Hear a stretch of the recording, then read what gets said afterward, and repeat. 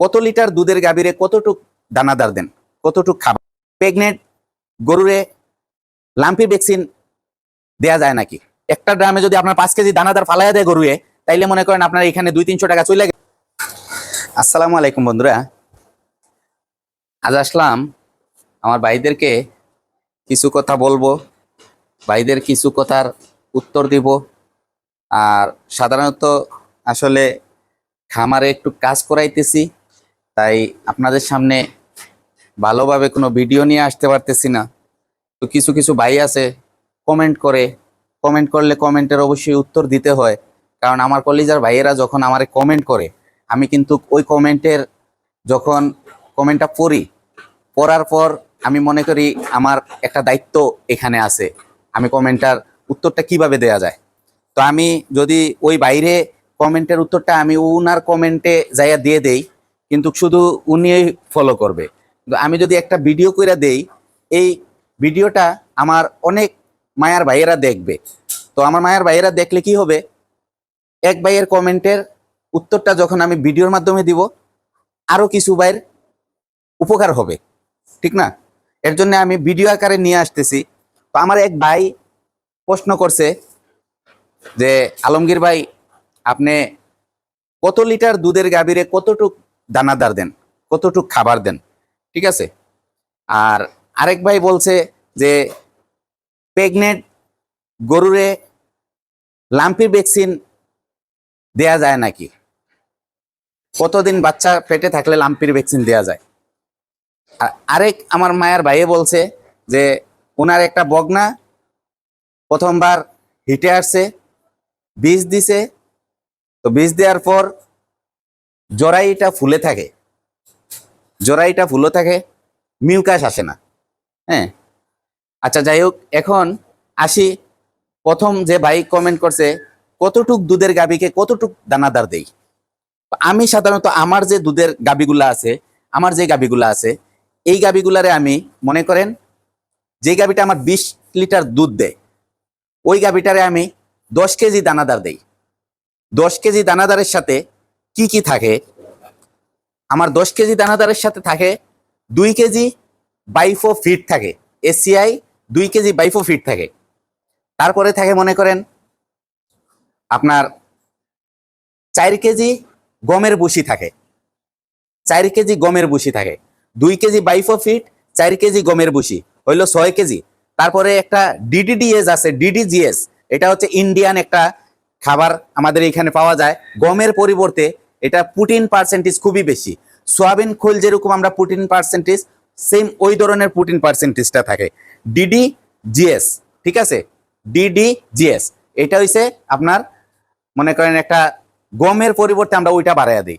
তো ওইটা দেই মনে করেন 1 কেজি, 1 কেজি, 1 কেজি, 2 কেজি। তারপরে আমাদের একটা দানাদার আছে, এটা আমাদের মেল থেকে বানানো, ওই দানাদারটা দেই আরো 1 কেজি, 1 কেজি, 2 কেজি, ঠিক আছে? মোট দেই 10 কেজি। তো যেই ডিডিজিএসটা আপনারা অনেকে পাবেন না, আমি যেই দানাদারটা বানাই ওই দানাদারটা হয়তো আপনারা অনেকে পাবেন না।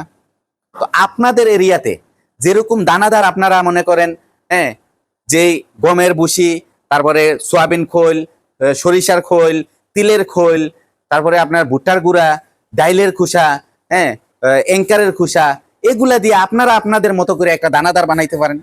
পাতা ভুসির সাথে ওইটা খাওয়াইতে পারেন। সাথে পাশাপাশি এইসব দানাদার যদি না পান, একান্ত আপনারা এসিআই বাইফোফিটটা দিতে পারেন। এসিআই বাইফোফিটের ভিতরে কোনো ধরনের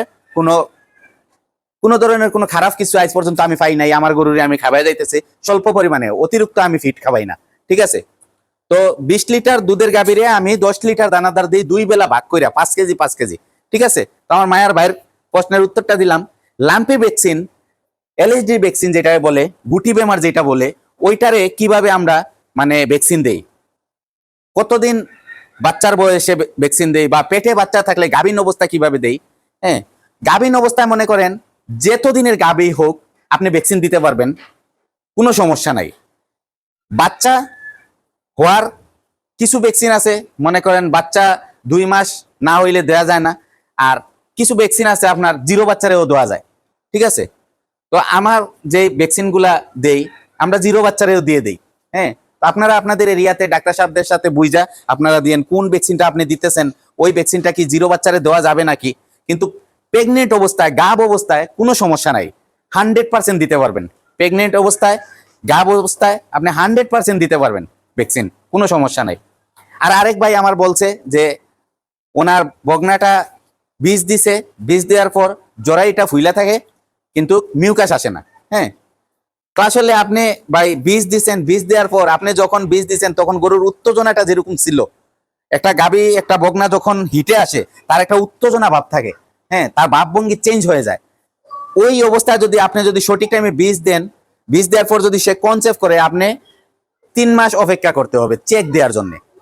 আর যদি মনে করেন বলেন না আমি শিওর না, তাইলে আপনি 21 দিন আবার অপেক্ষা করতে হবে, 18 থেকে 21 দিন অপেক্ষা করতে হবে। আপনি যেই সিমটমটা দেখছেন তার, যে আপনি বীজ দেওয়ার, হ্যাঁ, ওই সিমটমটা যদি আবার দেখা যায় 17-18 দিনের ভিতরে আবার ওই সিমটমটা চলে আসছে, তাইলে বুঝবেন আপনার ওই বীজটা কনসেপ্ট করে নাই, তাহলে পরবর্তীতে আবার আপনি ওইটারে ইয়াই করতে হবে। ঠিক আছে, তো এইটাই বললাম আমার ভাইদের সাথে। আমি আসলে ক্ষুদ্র জ্ঞানের একজন মানুষ, আমার জ্ঞানে যেতটুক দেয় এতটুক আপনাদের সাথে শেয়ার করতেছি। আর আমার এই জায়গাটায় আমি চারি বানাইতেছি, জানেন এই জায়গাটা আমি ঢালাই দিছি। আমার এই জায়গাটা অবশিষ্ট অনেক খুবই নিচা ছিল, এই জায়গাটার মতো আমি পুরাটা ঘরটা আমি করব। ঠিক আছে, আমার এই পুরাটা ঘর আমি এই জায়গার মতো উঁচা করব। আর এখন চারি বানাবো, চারি বানাইতেছি একমাত্র স্টাবের যন্ত্রণায়, স্টাবের যন্ত্রণায় চারি বানাইতেছি। কারণ ড্রামে খাবার দিতে হইলে কন্টিনিউ একজন ড্রামের কাছে থাকতে হয়।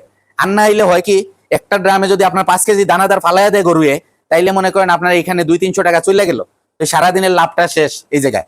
তো এর জন্য আমি চারি বানাইতেছি, এখন চারিতে দিব। চারি আমি কয় ফিট বাই কয় ফিট বানাইতেছি, গরুর পিছনে কয় ফিট রাখতেছি, গরুর পিছনে ডেন কয় ফিট রাখতেছি, সবকিছু আপনাদেরকে আমি, আমার মিস্ত্রি সাহেব যেদিন কাজ করবে, আবার এটা গতকালকে রাত্রে আমি সন্ধ্যা 7টার দিকে কাজ ধরছি, রাত্রে 1টার দিকে আমার শেষ হয়েছে। এই যে 4টা চারির মানে গাঁথনি করা, হ্যাঁ, ইটের গাঁথনিটা করা আমার শেষ হয়েছে। কিন্তু এটা তো অনেক কাজ আছে।